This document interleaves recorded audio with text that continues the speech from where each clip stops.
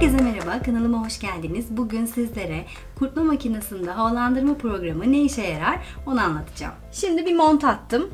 Dışarıda üzerine kötü bir koku sinmiş diye, dışarının böyle kokusu, is kokusu. Onu böyle alsın diye, havalansın diye bir mont attım. Ama mesela huşların içine uzun süre koyduğumuz şeyler oluyor, kıyafetler oluyor, kullanmadığımız kıyafetler. Yazın temizlik yaparken onları çıkarıp bu programda havalandırabiliriz. Aslında günlendirme yani. Eskiden bildiğimiz açık havada günlendirme, havalandırma diyebiliriz. Aynı şey. O yüzden bence çok güzel bir program. Hatta benim bir tane açık dolabım var. Yani giyinme dolabım, açık dolabım. Böyle durdukça dışarıda giymediğim kıyafetler tozlanıyor. Bunun içine attım kılını, tüyünü, tozunu topluyor tiftik filtresine. O yüzden bu programdan aşırı memnunum. Sırf bu yüzden bile bu makine alınır. Yoksa tek tek çıkmak zorunda kalıyorsunuz. Çıkmak da artık bu devirde birazcık olmuyor. Havalandırma programına ayarladım.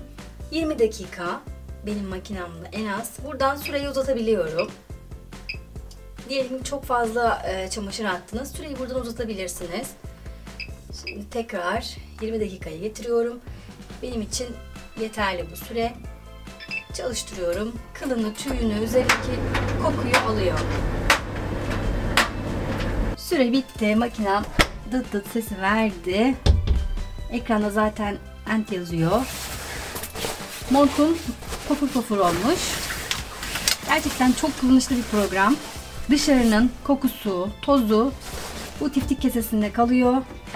Dediğim gibi sadece buhar veriyor, üzerine ısı yok. O yüzden hiç korkmayın, montlarınızda havalandırmaya atabilirsiniz.